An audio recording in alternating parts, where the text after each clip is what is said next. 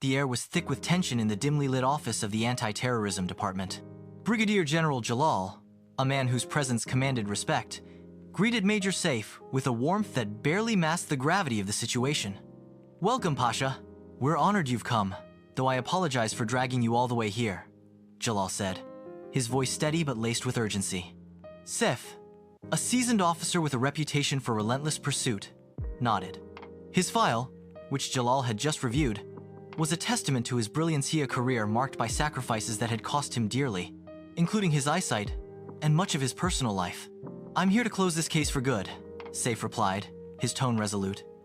"I know the problem you're facing, and I understand the pressure, but trust me, you're heading in the wrong direction." Jalal hesitated, then deferred to Hamdi, another senior officer.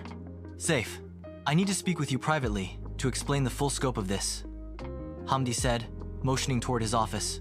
Once inside, he didn't mince words. "This is tough for you, I know. You've paid a heavy price to hunt down the man they call the Hunter.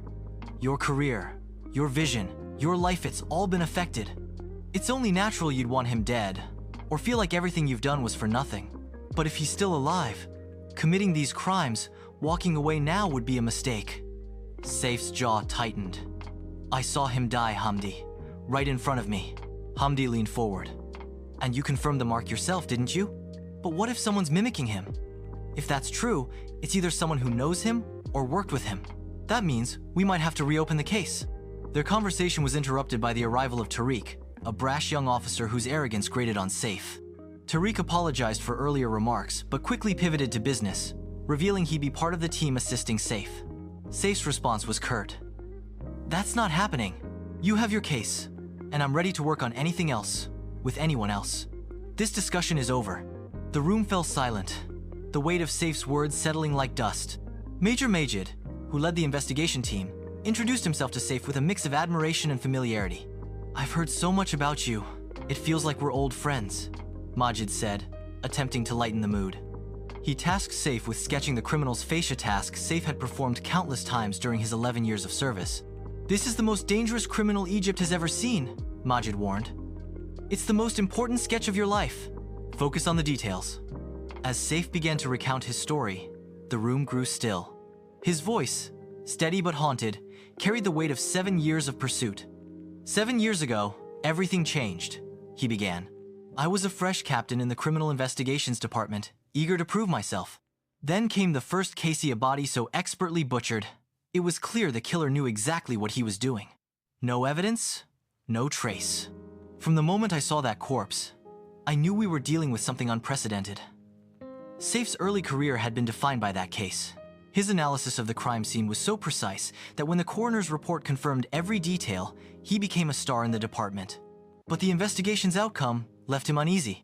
The blame fell on a known thug, killed by his own gang, but Saif wasn't convinced. "They got it wrong," he said. "The real killer was a professional." He wasn't alone in his suspicions. Brigadier General Mar, a mentor, shared his doubts. Mar had been tracking a similar criminal for 3 years, linking 2 other murders to the same method. "I've got a file with everything I've found," Maher had told him. "It's in my private office. I'm planning to resign after solving this, maybe become a lawyer, but I never got the chance." The next day, Mar was found dead in his home, officially from a heart attack. Saif didn't buy it. "That was no heart attack," he said. "It taught me to keep my mouth shut until I had undeniable proof." Mar's death sparked a new resolve in Saif. He began investigating in secret, wary of corruption within the department. "Someone was leaking information to the killer," he said. His search led him to Dr. Mortada, a psychiatrist with a rare specialty in evaluating criminals' mental health. Maher had suspected the killer might have been one of Mortada's patients. Saif visited the doctor under a false identity, posing as a stressed officer. He noticed a hidden camera in the office, recording everything. "I told him just enough truth to get what I needed," Saif recalled. "I mentioned the Hunter, the name Mar gave the killer, and described his methods. Mortada ended the session abruptly, but I'd already gotten what I came for." Saif's investigation deepened.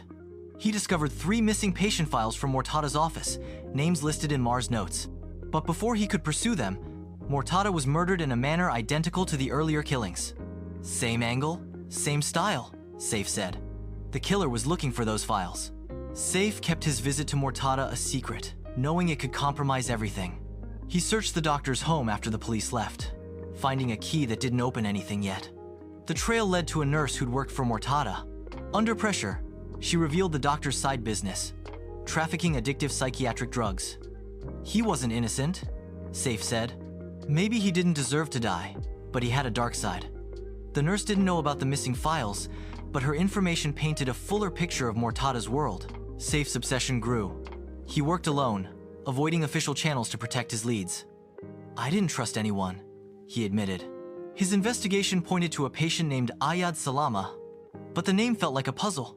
The three names in Maher's files, Ibrahim Sami, Yasser Lafi, Dawood Mahabwaread, mismatched.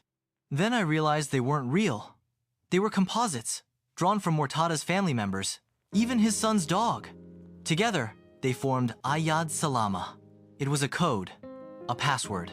Using the name, Saif unlocked a digital file on Mortada's computer, revealing a treasure trove of information about a patient named Karamalius, the Hunter. The file detailed Karim's life, from childhood to his sessions with Mortada. He was a monster hiding in plain sight, Saif said. A cold-blooded killer who'd murdered his abusive father to save his sister, then vanished. Saif pieced together Karim's path. After killing his father, he joined a gang, committed more murders, then fled to Jordan, where he executed assassinations and bombings for a terrorist group. Later, in Europe, he became a key player in a mafia-run arms trade. Every crime was either pinned on someone else or filed as unsolved, Saif said.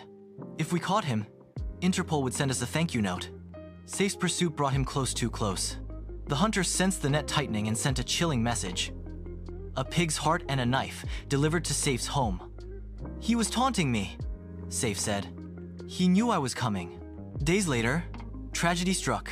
Saif returned home to find his wife and daughter murdered, their bodies bearing the hunter's signature. My heart was the one pierced that day, he whispered, his voice breaking. I didn't fully process it. If I had, I wouldn't have survived. Grief fueled Saif's vengeance. He burned the evidence linking him to the hunter, determined to kill him personally.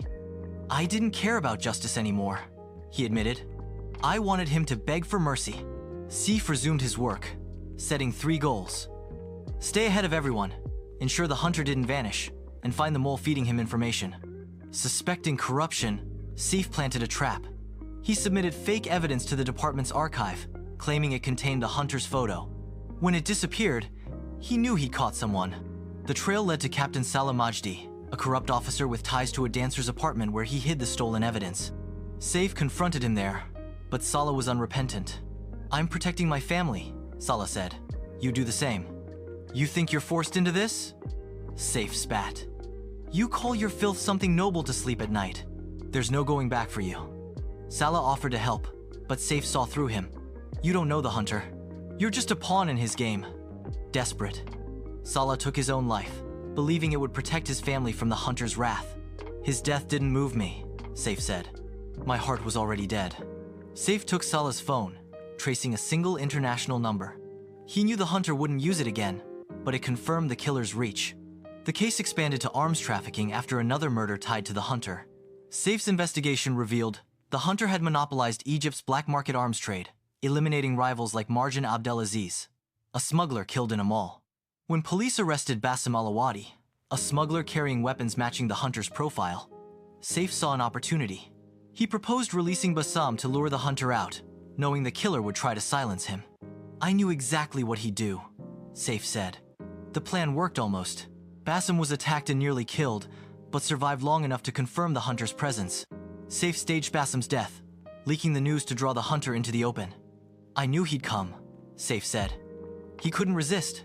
As he prepared for the final confrontation, Saif's voice grew steady. He thinks he's a phantom, untouchable. But I see him. I've always seen him. And when he steps into my trap, I'll be waiting. The room was silent as Saif finished.